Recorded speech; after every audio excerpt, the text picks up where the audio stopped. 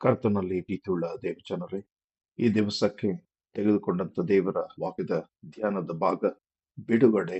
ಕ್ರಿಸ್ತನಲ್ಲಿ ನಮ್ಮ ಬಂಧನಗಳಿಂದ ಬಿಡುಗಡೆ ಎಂಬುದು. ಬಿಡುಗಡೆ ಮಾನವನ ಜೀವಿತ ಅರ್ಥಗರ್ಭಿತವಾದಂತ ಒಂದು ಹಂತ ಮತ್ತು ಒಂದು ಘಟನೆ. ನಾವು ಸ್ವತಂತ್ರರಾಗಿ ಜೀವಿಸಬೇಕೆನ್ನುವಂಥದ್ದೇ ದೇವರ ಕೃಪೆಯ ಒಂದು ಪ್ರಾಮುಖ್ಯವಾದಂತ ಉದ್ದೇಶ. ಆ ಸ್ವಾತಂತ್ರ್ಯವನ್ನ ಪಡೆದುಕೊಂಡವರಾಗಿ ದೇವರು ಕೊಟ್ಟಂತ ನಿಯಮಗಳನ್ನ ಪರಿಪಾಲಿಸುತ್ತ ಆತನಿಗೆ ಮೆಚ್ಚುಗೆಯಾದ ಮಕ್ಕಳಾಗಿ ಜೀವಿಸಲು ಸುಗ ದೇವರು ನಮ್ಮನ್ನ ಆಶೀರ್ವಾದ ಮಾಡಿರುವಂತ ಸ್ಥಿತಿಗತಿಗಳನ್ನ ಗಮನಿಸಿ ನೋಡುವಾಗ ಆ ಆಶೀರ್ವಾದದ ಹಿನ್ನೆಲೆಯಲ್ಲಿ ಮಾನವನು ಬದುಕುವುದಲ್ಲದೆ ದೇವರ ಪ್ರೀತಿಯನ್ನ, ದೇವರ ಬೆಳಕನ್ನ, ದೇವರ ವಾಗ್ದಾನಗಳನ್ನ ಇತರರಿಗೂ ಕೂಡ ತಿಳಿಸಿಕೊಟ್ಟ ವ್ಯಕ್ತಿಗಳಾಗಿ ಜೀವಿಸಬೇಕೆನ್ನುವಂಥದ್ದು ದೇವರ ಮಹದುದ್ದೇಶ. ಮಾನವನಾಗಿ ಆಸೆಗಳಿಗೆ ಬಲಿಯಾಗಿ ತನ್ನ ಆಸೆಯು ಅತಿ ವೇಗವಾಗಿ ಶಿಖರವನ್ನ ಹತ್ತಿ ದುರಾಶೆಯನ್ನ ಹೊಂದಿಕೊಂಡು ಆ ದುರಾಶೆಯ ನಿಮಿತ್ತ ತನ್ನನ್ನ ತಾನು ಅನೇಕ ಸ್ಥಿತಿಗತಿಗಳಿಂದ ತಿಳಿದುಕೊಳ್ಳುವುದು ಮಾತ್ರವಲ್ಲದೆ ಅನೇಕ ಜನರಲ್ಲಿ ನೋವು, ಸಂಕಟ ಮತ್ತು ಬಾಧೆಗಳನ್ನ ಉಂಟು ಮಾಡುವಂತ ಕಾರ್ಯಗಳನ್ನ ಬೆಸಗುತ್ತ ಜೀವಿತ ನಡೆಸುವಂತದನ್ನ ದೇವರು ಕಾಣುವಾಗ ಬಹಳ ವ್ಯಥೆಪಟ್ಟನು ಎನ್ನುವಂತ ಸಂದೇಶವನ್ನ ಆತನ ವಾಕ್ಯಗಳ ಮೂಲಕ, ಆತನು ಆರಿಸಿಕೊಂಡಂತ ತನ್ನ ಪ್ರವಾದಿಗಳ ಮೂಲಕ, ತನ್ನ ಜನರ ಮೂಲಕ, ತನ್ನ ವಾಕ್ಯಗಳಲ್ಲಿ ಅದನ್ನ ಪ್ರತಿಬಿಂಬಿಸುವ ನಿಟ್ಟಿನಲ್ಲಿ ಅದನ್ನ ವ್ಯಾಖ್ಯಾನಗೊಳಿಸಿದ್ದಾನೆ. ಆದಾಗ್ಯೂ ಮಾನವನು ತಿದ್ದಿಕೊಳ್ಳದ ಪರಿಸ್ಥಿತಿಯಲ್ಲಿ ಬಂಧನಗಳಲ್ಲಿಯೇ ಮುಂದುವರಿದು ಜಗಳ, ವೈಮನಸ್ಸು, ಹೊಟ್ಟೆಕಿಚ್ಚು, ಕಕ್ಷಭೇದ, ಮತ್ಸರ, ದುರಾಶೆ, ದುರ್ಮಾರ್ಗತನ ಹೀಗೆ ನಾನಾ ಸಂಗತಿಗಳನ್ನ ಹೊತ್ತುಕೊಂಡಂತ ಬದುಕಿನಲ್ಲಿ ತಾನು ಜೀವಿಸುವುದು ಮಾತ್ರವಲ್ಲದೆ ತಾನು ಉಳಿದುಕೊಂಡಿರುವಂತ ಪರಿವಾರದೊಂದಿಗೂ, ತನ್ನ ಕುಟುಂಬದೊಂದಿಗೂ, ತನ್ನ ಸಮಾಜದ ಜನರೊಂದಿಗೂ, ಒಟ್ಟಾರೆ ಕ್ರಿಸ್ತನ ಸಭೆಯ ಅನುಯಾಯಿಗಳೊಂದಿಗೂ ಕೂಡ ಆತನು ಅದೇ ರೀತಿಯಲ್ಲಿ ಜೀವಿಸುತ್ತಿರುವುದನ್ನ ನಾವು ಈ ದಿನಮಾನಗಳಲ್ಲಿ ನೋಡುವಂಥದ್ದು ಬಹಳ ಸರ್ವೇ ಸಾಮಾನ್ಯವಾದಂತ ಸಂಗತಿಯಾಗಿದೆ. ಹೀಗಾಗಿ ಮಾನವನು ತನ್ನ ಬಂಧನದಿಂದ ಬಿಡುಗಡೆಯನ್ನ ಹೊಂದಬೇಕು. ಆ ಬಂಧನಗಳಿಂದ ಹೊರಬಂದಾಗ ಮಾತ್ರ ಆ ದೇವರ ನಿಯೋಜನೆ ಮತ್ತು ದೇವರ ಸಂಕಲ್ಪ ಮತ್ತು ದೇವರಿಗೂ ಮಾನವನಿಗೂ ಇರಬೇಕಾದಂತ ಆ ನಿಕಟವಾದಂತ ಬಾಂಧವ್ಯವನ್ನ ಬೆಸುವುದಕ್ಕೆ ಸಾಧ್ಯ. ಆ ಬೆಸುಗು ಹೀಗಾಗಿ ಇದರ ಹೊರತುಪಡಿಸಿ ಮತ್ತೆಲ್ಲಿಯೂ ಕೂಡ ಈ ಒಂದು ಬೆಸೆತನವನ್ನ ನಾವು ಹೊಂದಲಿಕ್ಕೆ ಸಾಧ್ಯವಿಲ್ಲ ಎನ್ನುವಂಥದ್ದು ಸತ್ಯವಾದಂತ ಅಂಶ.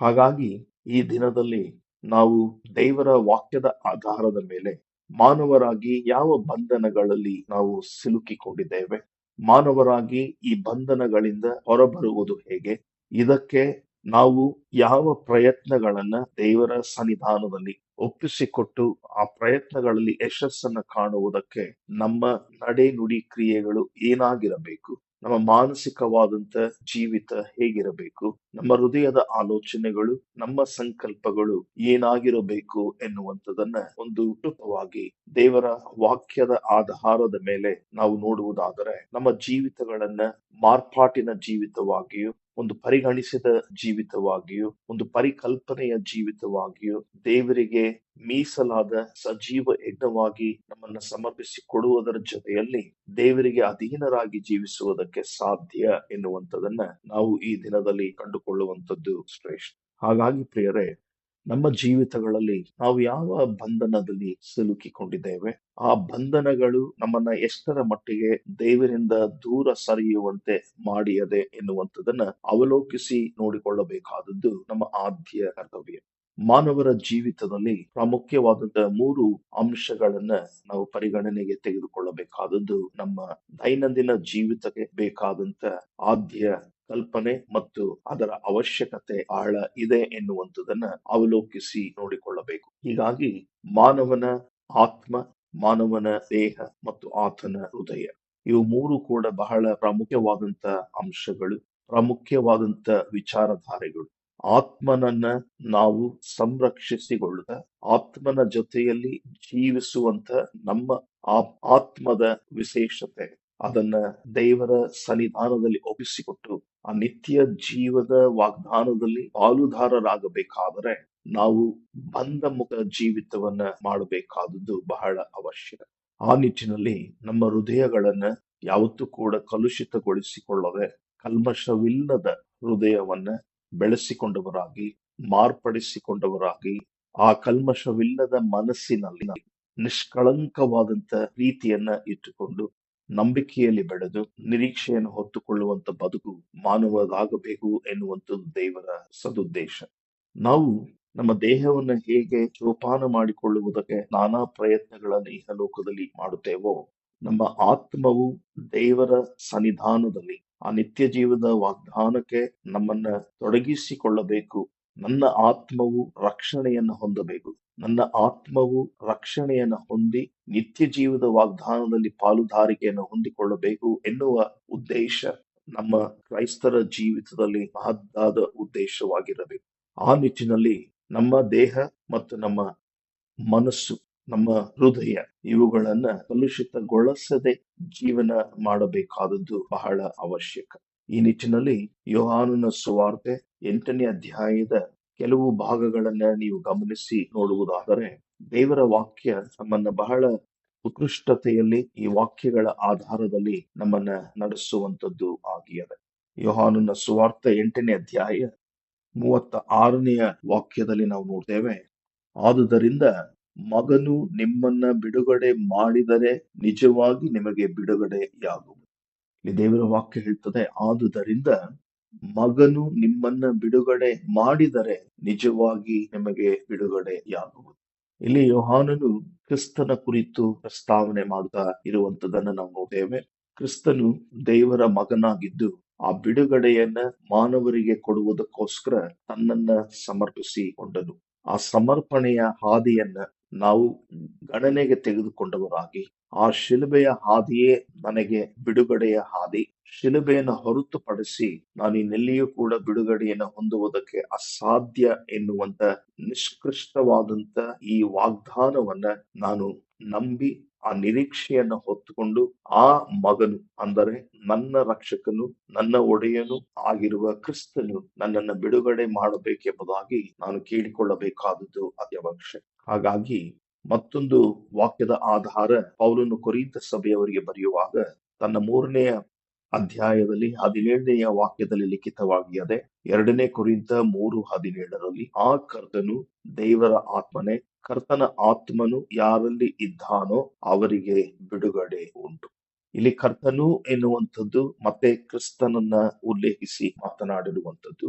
ಕರ್ತನು ದೇವರ ಆತ್ಮನೇ, ಕರ್ತನ ಆತ್ಮನು ಯಾರಲ್ಲಿದ್ದಾನೋ ಅವರಿಗೆ ಬಿಡುಗಡೆ ಉಂಟು ಎಂಬುದಾಗಿ ಸ್ಪಷ್ಟೀಕರಿಸುತ್ತಾ ಇದ್ದಾನೆ. ಪೌಲನ ಈ ಒಂದು ಪತ್ರಿಕೆ ಕೊರಿಂಥ ಸಭೆಯವರಿಗೆ ಬರೆಯುವಾಗ ಆತನು ಸ್ಪಷ್ಟೀಕರಿಸುವಂಥದ್ದು ಕ್ರಿಸ್ತನಲ್ಲಿಯೇ ಬಿಡುಗಡೆ ಹೊರತು ಮತ್ತಿನ್ನೆಲ್ಲಿಯೂ ನಮಗೆ ಮಾನವರಾಗಿ ಬಿಡುಗಡೆ ಇಲ್ಲ. ಈಗ ಈ ಬಿಡುಗಡೆ ಎನ್ನುವಂಥದ್ದು ನಮಗೆ ಯಾವುದರಿಂದ ಬೇಕು, ಯಾವ ಬಂಧದಲ್ಲಿ ನಾವಿದ್ದೇವೆ, ಆ ಬಂಧದಿಂದ ಹೇಗೆ ನಾವು ಬಿಡುಗಡೆಯನ್ನ ಹೊಂದಿಕೊಳ್ಳಬೇಕು ಎನ್ನುವುದರ ಕುರಿತು ಆಲೋಚನೆ ಮಾಡುವಾಗ ದೇವರ ವಾಕ್ಯ ನಮ್ಮನ್ನ ಈ ರೀತಿಯಲ್ಲಿ ಪ್ರಬೋಧಿಸುತ್ತದೆ. ಗಲಾತ್ಯದವರಿಗೆ ಬರೆದಂತ ಪತ್ರಿಕೆಯಲ್ಲಿ 5ನೇ ಅಧ್ಯಾಯದ 1ನೆಯ ವಾಕ್ಯ ನಮ್ಮನ್ನ ಹೀಗೆ ಹೇಳ್ತದೆ, ಕ್ರಿಸ್ತನು ನಮ್ಮನ್ನ ಸ್ವತಂತ್ರದಲ್ಲಿ ಇರಿಸಬೇಕೆಂದು ನಮಗೆ ಬಿಡುಗಡೆ ಮಾಡಿದನು, ಅದರಲ್ಲಿ ಸ್ಥಿರವಾಗಿ ನಿಲ್ಲಿರಿ, ದಾಸತ್ವದ ನೊಗದಲ್ಲಿ ತಿರುಗಿ ಸಿಕ್ಕಿಕೊಳ್ಳಬೇಡಿರಿ.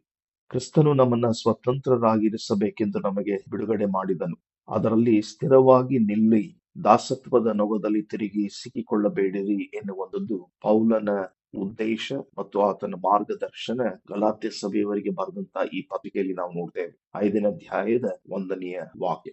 ನೀವು 2ನೆಯ ವಾಕ್ಯದಲ್ಲಿ ನೋಡ್ತೇವೆ, ಅದೇ ಗಲಾತ್ಯನ ಪತ್ರಿಕೆ 5ನೇ ಅಧ್ಯಾಯದ 2ನೆಯ ವಾಕ್ಯ, ನೀವು ಸುನ್ನತಿ ಮಾಡಿಸಿಕೊಂಡರೆ ಕ್ರಿಸ್ತನಿಂದ ನಿಮಗೆ ಏನೂ ಪ್ರಯೋಜನವಿಲ್ಲ. 3ನೆಯ ವಾಕ್ಯದಲ್ಲಿ ನೋಡ್ತೇವೆ, ಸುನ್ನತಿ ಮಾಡಿಸಿಕೊಳ್ಳುವ ಪ್ರತಿಯೊಬ್ಬನಿಗೆ ನೀನು ಧರ್ಮಶಾಸ್ತ್ರದಲ್ಲಿ ಹೇಳುವುದೆಲ್ಲ ಮಾಡುವ ಹಂಗಿನಲ್ಲಿದ್ದಿ ಎಂದು ತಿರುಗಿ ಪ್ರಮಾಣ ಮಾಡಿ ಹೇಳುತ್ತೇವೆ. ಈ ವಾಕ್ಯದ ಅರ್ಥ, ನಾವು ಸುನ್ನತಿ ಮಾಡಿಸಿಕೊಂಡರೂ ಸುನ್ನತಿ ಮಾಡಿಸಿಕೊಳ್ಳದೆ ಹೋದರು, ಅಂದರೆ ನಾವು ಕ್ರಿಸ್ತನಲ್ಲಿ ದೀಕ್ಷಾಸ್ನಾನ ಮಾಡಿಸಿಕೊಂಡ ಮೇಲೆ ದೀಕ್ಷಾಸ್ನಾನ ಮಾಡಿಸಿಕೊಂಡಂತ ವ್ಯಕ್ತಿಗಳು ಸುಮ್ಮನೆ ಹಾಗೆ ದೀಕ್ಷಾಸ್ನಾನ ಮಾಡಿಸಿಕೊಂಡಾಕ್ಷಣ ನಮಗೆ ಬಿಡುಗಡೆ ಎನ್ನುವಂಥದ್ದು ಇಲ್ಲ. ಆದ್ದರಿಂದ ಕ್ರಿಸ್ತನಿಂದ ನಮಗೆ ಏನೂ ಪ್ರಯೋಜನವಿಲ್ಲ ಎನ್ನುವಂಥದ್ದನ್ನ ಸ್ಪಷ್ಟೀಕರಿಸುತ್ತಾ ಇದ್ದಾನೆ. ಕಾರಣ, ಈ ದೀಕ್ಷಾ ಸ್ನಾನ ಮಾಡಿಸಿಕೊಂಡಂತ ಪ್ರತಿಯೊಬ್ಬನು, ಅಂದರೆ ಸುನ್ನತಿ ಮಾಡಿಸಿಕೊಂಡಂತ ಪ್ರತಿಯೊಬ್ಬನು, ನೀನು ಧರ್ಮಶಾಸ್ತ್ರದಲ್ಲಿ ಹೇಳಿರುವುದನ್ನೆಲ್ಲ ಮಾಡುವ ಹಂಗಿನಲ್ಲಿದೆ. ಧರ್ಮಶಾಸ್ತ್ರವು ಪ್ರಬೋಧಿಸುವುದನ್ನ ಪರಿಪಾಲಿಸದೆ ಹೋದರೆ, ಅವುಗಳನ್ನು ನಮ್ಮ ಜೀವಿತಗಳಲ್ಲಿ ಅಳವಡಿಸಿಕೊಳ್ಳದೆ ಹೋದರೆ, ಅವುಗಳನ್ನು ನಮ್ಮ ಜೀವಿತಗಳಲ್ಲಿ ಪರಿಪಕ್ವವಾಗಿ ತಿಳಿದುಕೊಂಡು ಅದರಂತೆ ನಡೆಯದೆ ಹೋದರೆ, ನಾವು ಬಿಡುಗಡೆಯನ್ನ ಹೊಂದುವುದಕ್ಕಾಗಲಿ, ಕ್ರಿಸ್ತನಿಂದ ನಮಗೆ ಪ್ರಯೋಜನವಾಗುವಂತ ಕಾರ್ಯಗಳಾಗಲಿ ದೊರೆಯುವುದಕ್ಕೆ ಸಾಧ್ಯವೇ ಇಲ್ಲ ಎನ್ನುವಂಥದ್ದನ್ನ ಈ ವಾಕ್ಯದ ವಿಶೇಷತೆಯಲ್ಲಿ ನಾವು ಅರ್ಥ ಮಾಡಿಕೊಳ್ತೇವೆ. ಹಾಗಾಗಿ ಪ್ರಿಯರೇ, ನಾವು ಬಿಡುಗಡೆ ಹೊಂದಬೇಕು ಎನ್ನುವಂತ ಉದ್ದೇಶ ನಮಗಿದ್ದರೆ, ಕ್ರಿಸ್ತನಲ್ಲಿ ದೀಕ್ಷಾ ಸ್ನಾನ ಮಾಡಿಸಿಕೊಂಡಂತ ವ್ಯಕ್ತಿಗಳು ನಾವು ಆಗಿದ್ದರೆ, ಆ ದೀಕ್ಷಾ ಸ್ನಾನದ ನಂಬಿಕೆ ಮತ್ತು ಆ ದೀಕ್ಷಾ ಸ್ನಾನದಿಂದ ಹೊರಬರುವಂತ ನಿರೀಕ್ಷೆಯನ್ನ ಹೊತ್ತುಕೊಂಡದ್ದೇ ಆದರೆ, ನಾವು ಮೊದಲು ನಮ್ಮ ಕಾರ್ಯಗಳನ್ನ ಹೇಗೆ ಪ್ರಾರಂಭಿಸಬೇಕೆಂಬುದಾಗಿ ನೋಡುವುದಾದರೆ, ಪ್ರಾರಂಭದ ಮೊದಲನೆಯ ನಮ್ಮ ಅರ್ಪಣೆ, ಮೊದಲು ನಾನು ಪಾಪಿ ಎಂಬುದಾಗಿ ಅರಿಕೆ ಮಾಡಿಕೊಳ್ಳಬೇಕು. 1 ಯೋಹಾನ 1ನೇ ಅಧ್ಯಾಯದ 9ನೇ ವಾಕ್ಯದಲ್ಲಿ ನಾವು ನೋಡ್ತೇವೆ, ನಮ್ಮ ಪಾಪಗಳನ್ನ ಒಪ್ಪಿಕೊಂಡು ಅರಿಕೆ ಮಾಡಿದರೆ ಆತನು ನಂಬಿಗಸ್ತನೂ ನೀತಿವಂತನೂ ಆಗಿರುವುದರಿಂದ ನಮ್ಮ ಪಾಪಗಳನ್ನು ಕ್ಷಮಿಸಿ ಬಿಟ್ಟು ಸಕಲ ಅನೀತಿಯನ್ನ ಪರಿಹರಿಸಿ ನಮ್ಮನ್ನು ಶುದ್ಧ ಮಾಡುವನು. ನಾವು ಮೊದಲು ಶುದ್ಧತ್ವವನ್ನ ಪಡೆದುಕೊಳ್ಳಬೇಕಾದದ್ದು ಬಹಳ ಅವಶ್ಯ. ಕ್ರಿಸ್ತನಲ್ಲಿ ಆ ಶುದ್ಧತ್ವವನ್ನ ಪಡೆದುಕೊಳ್ಳುವುದು ಆ ಶಿಲುಬೆಯ ರಕ್ತದ ಮೂಲಕ. ಶಿಲುಬೆಯೊಂದೇ ಮಾನವನಿಗೆ ಒಂದೇ ಮಾರ್ಗ. ಆ ಒಂದೇ ಮಾರ್ಗದಲ್ಲಿ ನಾನು ನಡೆಯುವಂತೆ ದೇವರು ತನ್ನನ್ನ ತಾನು ಅರ್ಪಿಸಿಕೊಂಡನು. ಆ ಅರ್ಪಿಸಿಕೊಂಡಂತ ಯೇಸು ಕ್ರಿಸ್ತನನ್ನ ನಂಬುವುದರ ಮೂಲಕ, ಆತನನ್ನು ಅಂಗೀಕರಿಸಿಕೊಳ್ಳುವುದರ ಮೂಲಕ, ಆ ಶಿಲುಬೆಯನ್ನ ನನ್ನ ದಿನನಿತ್ಯದ ಜೀವಿತದಲ್ಲಿ ಹೊತ್ತುಕೊಂಡು ನಡೆಯುವುದರ ಮೂಲಕ, ನಾನು ನನ್ನ ಪಾಪಗಳಿಗೋಸ್ಕರವಾಗಿ ಪಶ್ಚಾತ್ತಾಪ ಪಟ್ಟು ಆತನಲ್ಲಿ ಅರಿಕೆ ಮಾಡುವುದಾದರೆ, ಪಾಪರಹಿತ ಜೀವಿತವನ್ನ ಮಾಡುವ ಪ್ರಯತ್ನದಲ್ಲಿ ನನ್ನನ್ನು ತೊಡಗಿಸಿಕೊಳ್ಳುವಾಗ ಆ ಬಿಡುಗಡೆ ನಿಶ್ಚಯವಾಗಿ ನನಗೆ ಸಿಗುವುದರಲ್ಲಿ ಯಾವ ಸಂದೇಹ ಇಲ್ಲ ಎನ್ನುವಂಥದ್ದು ಈ ವಾಕ್ಯದ ವಿಶೇಷತೆ. ಇದಕ್ಕೆ ಅನುಗುಣವಾಗಿ ಪ್ರವಾದಿಯಾದಂತ ಯೆಹೆಜ್ಕೇಲನ ಮೂಲಕವಾಗಿ ಯೆಹೋವನಾದ ದೇವರು ಅಂದು ಇಸ್ರಾಯೇಲ್ ಜನರಿಗೆ ಕೊಟ್ಟಂತ ವಾಗ್ದಾನ, ನೀವುಗಳು ನನ್ನ ಉಪದೇಶವನ್ನ, ನನ್ನ ಧರ್ಮೋಪದೇಶವನ್ನ, ನನ್ನ ಕಾಯಿದೆಗಳನ್ನ, ನನ್ನ ನಿಯಮಗಳನ್ನ ನೀವು ಪರಿಪಾಲಿಸುವಾಗ, 36ನೇ ಅಧ್ಯಾಯದ 26ನೇ ವಾಕ್ಯದಲ್ಲಿ ನಾವು ನೋಡ್ತೇವೆ, ನಾನು ನಿಮಗೆ ಹೊಸ ಮನಸ್ಸನ್ನು ಕೊಟ್ಟು ನಿಮ್ಮಲ್ಲಿ ನೂತನ ಸ್ವಭಾವವನ್ನ ಹರಿಸುವೆನು, ಕಲ್ಲಾದ ಹೃದಯವನ್ನ ನಿಮ್ಮೊಳಗಿಂದ ತೆಗೆದು ಮೃದುವಾದ ಹೃದಯವನ್ನ ನಿಮಗೆ ಕೊಡುವೆನು, ನಿಮಗೆ ದಯಪಾಲಿಸುವೆನು, ನನ್ನ ಆತ್ಮವನ್ನ ನಿಮ್ಮಲ್ಲಿ ನೆಲೆಸುವಂತೆ ಅನುಗ್ರಹಿಸಿ ನೀವು ನನ್ನ ನಿಯಮಗಳನ್ನ ಪಾಲಿಸುವಂತೆ ಮಾಡುವೆನು. ಇದು ಇಸ್ರಾಯೇಲ್ ಜನರಿಗೆ ದೇವರ ಉತ್ಕೃಷ್ಟವಾದಂತ ವಾಗ್ದಾನ. ನೀವು ನನ್ನನ್ನ ಆತುಕೊಂಡು ಜೀವಿಸುವುದಾದ್ರೆ, ನನ್ನ ಉಪದೇಶಗಳನ್ನ ಪರಿಗಣಿಸಿ ಜೀವನ ಮಾಡುವಾಗ, ನನ್ನ ಧರ್ಮೋಪದೇಶವನ್ನ ಕಾಯ್ದುಕೊಂಡು ಜೀವಿಸುವಾಗ, ಅವುಗಳಂತೆ ನಡೆಯುವಾಗ ನಿಮಗೆ ನೂತನ ಮನಸ್ಸನ್ನ, ಹೊಸ ಮನಸ್ಸನ್ನ ನಾನು ದಯಪಾಲಿಸಿಕೊಡುತ್ತೇನೆ. ಆ ನೂತನ ಸ್ವಭಾವವನ್ನ ನಿಮ್ಮಲ್ಲಿ ಹುಟ್ಟಿಸುತ್ತೇನೆ. ಕಲ್ಲಾದ ನಿಮ್ಮ ಹೃದಯವನ್ನ ತೆಗೆದು ಮೃದುವಾದ ಹೃದಯವನ್ನ ನಿಮ್ಮಲ್ಲಿ ದಯಪಾಲಿಸಿಕೊಟ್ಟು ಆ ನನ್ನ ಆತ್ಮವು ನಿಮ್ಮಲ್ಲಿ ನೆಲೆಸಿ ಹೊಸತನವನ್ನು, ಹೊಸ ರೀತಿಯ ಜೀವಿತವನ್ನು ಗ್ರಹಿಸಿಕೊಳ್ಳುವುದಕ್ಕೂ ಮಾತ್ರವಲ್ಲದೆ ನನ್ನ ನಿಯಮಗಳನ್ನ ಪಾಲಿಸುವಂತೆ ಮಾಡುವೆನು. ಹೀಗಾದರೆ ಖಂಡಿತವಾಗಿಯೂ ನಮ್ಮ ಜೀವಿತಗಳಲ್ಲಿ ಕ್ರಿಸ್ತನ ಮೂಲಕವಾಗಿ, ಆತನ ಶಿಲುಬೆಯ ರಕ್ತದ ಮೂಲಕವಾಗಿ, ಆತನ ಶಿಲುಬೆಯಲ್ಲಿ ಸುರಿಸಿದ ಪರಿಶುದ್ಧವಾದಂತ ರಕ್ತವು ನಮ್ಮನ್ನ ಪರಿಶುದ್ಧಗೊಳಿಸುವುದರ ಜೊತೆಯಲ್ಲಿ ನಮಗೆ ಬಿಡುಗಡೆಯನ್ನ ಕೊಡುವಂಥದ್ದು ಆಗಿದೆ. ಈ ರೀತಿಯಲ್ಲಿ ಆಲೋಚನೆ ಮಾಡುವಾಗ ನಮಗೆ ಯಾವುದರಿಂದ ಬಿಡುಗಡೆ ಬೇಕು? ಆ ಬಿಡುಗಡೆ ಎನ್ನುವಂಥದ್ದು ಯಾವ ಕರ್ಮಗಳಲ್ಲಿ ನಾವು ತೊಡಗಿಸಿಕೊಂಡಿದ್ದೇವೆ, ಯಾವುದು ದೇವರಿಗೆ ಅಸಹ್ಯವಾದಂತ ಕಾರ್ಯಗಳು, ಯಾವುದು ನಮಗೆ ಬೇಡದ ಸಂಗತಿಗಳನ್ನು ನಾವು ಹೊಂದಿಕೊಂಡು ಜೀವಿಸುತ್ತಾ ಇದ್ದೇವೆ ಎಂಬುದಾಗಿ ಆಲೋಚನೆ ಮಾಡುವುದಾದರೆ, ಜ್ಞಾನೋಕ್ತಿಗಳ ಪುಸ್ತಕದಲ್ಲಿ ಸೊಲೊಮೋನನು ಬಹಳ ಸೊಗಸಾಗಿ ಬರೆಯುತ್ತಾನೆ. 6ನೇ ಅಧ್ಯಾಯದ 16ನೇ ವಾಕ್ಯ, ಯೆಹೋವನು ಹಾಗೆ ಮಾಡುವ ವಸ್ತುಗಳು 6 ಅವೆ, ಹೌದು 7 ಅವನಿಗೆ ಅಸಹ್ಯಗಳಾಗಿ ತೋರುತ್ತವೆ. 17ನೇ ವಾಕ್ಯ ಯಾವುದೆಂದರೆ, ಹೆಮ್ಮೆಯ ಕಣ್ಣು, ಸುಳ್ಳಿನ ನಾಲಿಗೆ, ನಿರ್ದೋಷ ರಕ್ತವನ್ನ ಸುರಿಸುವ ಕೈ, ದುರಾಲೋಚನೆಯನ್ನು ಕಲ್ಪಿಸುವ ಹೃದಯ, ಕೇಡು ಮಾಡಲು ತ್ವರೆಪಡುವ ಕಾಲು, ಅಸಹ್ಯವಾಡುವ ಸುಳ್ಳು ಸಾಕ್ಷಿ, ಅಸತ್ಯವನ್ನಾಡುವ ಸುಳ್ಳು ಸಾಕ್ಷಿ, ಒಡಹುಟ್ಟಿದವರಲ್ಲಿ ಜಗಳಗಳನ್ನ ಬಿತ್ತುವವನು ಈ 7 ಎಂಬುದಾಗಿ. ಪ್ರಿಯರೇ, ನಾವು ಅನೇಕ ವೇಳೆ ನಮ್ಮ ದೇಹವನ್ನ ಸೊಗಸಾಗಿ ಇಟ್ಟುಕೊಳ್ಳುವುದಕ್ಕೆ ನಾನಾ ಪ್ರಯತ್ನಗಳನ್ನು ಮಾಡ್ತೇವೆ. ಆದರೆ ನಮ್ಮ ಮನಸ್ಸುಗಳನ್ನ ಹಾಗೆಯೇ ಕಲುಷಿತಗೊಂಡಂತ ಹೃದಯದೊಂದಿಗೂ, ಕಲುಷಿತಗೊಂಡಂತ ಮನಸ್ಸಿನೊಂದಿಗೂ, ಅನೇಕ ದೋಷಗಳನ್ನ ತುಂಬಿಕೊಂಡಂತ ಆಲೋಚನೆಗಳೊಂದಿಗೂ, ಅನೇಕ ರೀತಿಯಲ್ಲಿ ನಮ್ಮ ಆಲೋಚನೆಗಳು ದುರಾಲೋಚನೆಗಳಾಗಿ ಕೆಟ್ಟ ಭಾವದಿಂದ ತುಂಬಿಕೊಂಡವರಾಗಿ, ಹೊಸತನವಿಲ್ಲದೆ ಹಳೆಯ ಸಂಗತಿಗಳನ್ನೇ ಹೊತ್ತುಕೊಂಡು ಬದುಕುದ, ನಾನಾ ಜನರಿಗೆ ನೋವನ್ನ ಉಂಟು ಮಾಡುವುದರ ಜೊತೆಯಲ್ಲಿ ನಾವು ಕೂಡ ಅನೇಕ ರೀತಿಯ ಅಸತ್ಯಗಳನ್ನ, ಅಶುದ್ಧವಾದಂತ ವೈಖರಿಯ ಜೀವಿತವನ್ನ ನಡೆಸುವುದಕ್ಕೆ ನಮ್ಮನ್ನ ತೊಡಗಿಸಿಕೊಂಡು ಅದರಲ್ಲೇ ಮೈ ಮರೆತು ಹೋಗಿರುತ್ತೇವೆ. ಇದು ನಮಗಿರುವ ಬಂಧನ.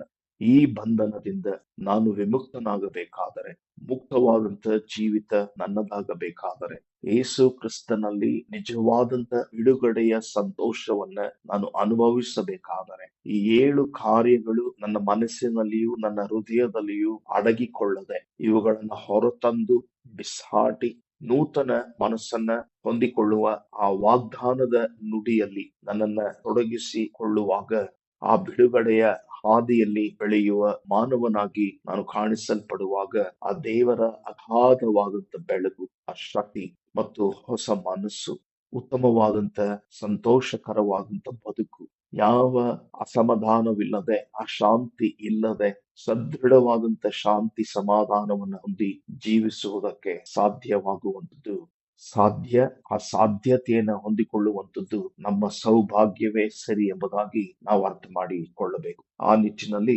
ಕೊಲೊಸ್ಸೆಯವರಿಗೆ ಬರೆದಂತಹ ಪೌಲನ ಪತ್ರಿಕೆಯಲ್ಲಿ 3ನೇ ಅಧ್ಯಾಯದ 5ನೇ ವಾಕ್ಯದಲ್ಲಿ ನಾವು ನೋಡ್ತೇವೆ, ಆದುದರಿಂದ ನಿಮ್ಮಲ್ಲಿರುವ ಭೂ ಸಂಬಂಧವಾದ ಭಾವಗಳನ್ನ ಸಾಯಿಸಿರಿ, ಜಾರತ್ವ, ಬಂಡುತನ, ಕಾಮಾಭಿಲಾಷೆ, ದುರಾಶೆ, ವಿಗ್ರಹಾರಾಧನೆಗೆ ಸಮವಾದ ಲೋಭ ಇವುಗಳನ್ನ ವಿಸರ್ಜಿಸಿ ಬಿಡಿರಿ. ಮನಸ್ಸುಗಳನ್ನ ಹತೋಟಿಗೆ ತೆಗೆದುಕೊಂಡು ಆ ನಿರ್ಜೀವ ಕರ್ಮಗಳು ನಮ್ಮನ್ನ ಬಾಧಿಸುತ್ತಿರುವುದಾದರೆ, ಈ ಎಲ್ಲ ಹಾಗೆತನದಿಂದ, ಅಸತ್ಯಗಳಿಂದ, ನಿರ್ದೋಷ ರಕ್ತವನ್ನ ಸುರಿಸುವ ನಮ್ಮ ಕೈಗಳು, ಹೆಮ್ಮೆಯ ಕಣ್ಣು, ಸುಳ್ಳಿನ ನಾಲಿಗೆ, ಅಸಹ್ಯಕರವಾದಂತ ನುಡಿಗಳನ್ನ ನುಡಿಯುವಂತ ನಮ್ಮ ತುಟಿಗಳು, ಕೇಡು ಮಾಡಲು ತೊಡೆಪರುವಂತ ನಮ್ಮ ಕಾಲುಗಳು, ಒಡ ಹುಟ್ಟಿದವರಲ್ಲಿ ಜಗಳಗಳನ್ನ, ಭೇದಗಳನ್ನ ಹುಟ್ಟಿಸುವಂತ ಸಂಗತಿಗಳನ್ನ ಬಿಟ್ಟು ಬಿಟ್ಟವರಾಗಿ, ಸತ್ಯದ ಆತ್ಮನ ನಡೆಸುವಿಕೆಯಲ್ಲಿ ನಮ್ಮನ್ನ ತೊಡಗಿಸಿಕೊಂಡು ಸತ್ಯದ ಹಾದಿಯನ್ನ ಹಿಡಿದು ನಡೆಯುವಾಗ ನಮಗೆ ನಿರ್ಜೀವ ಕರ್ಮಗಳಿಂದ ನಿಜವಾದಂತ ಕ್ರಿಸ್ತನಲ್ಲಿ ಬಿಡುಗಡೆಯನ್ನ ಹೊಂದಿ ಆತನ ಬೆಳಕನ್ನ ಪ್ರಜ್ವಲಿಸುವ ಹಾದಿಯಲ್ಲಿ ಸಹಾಯ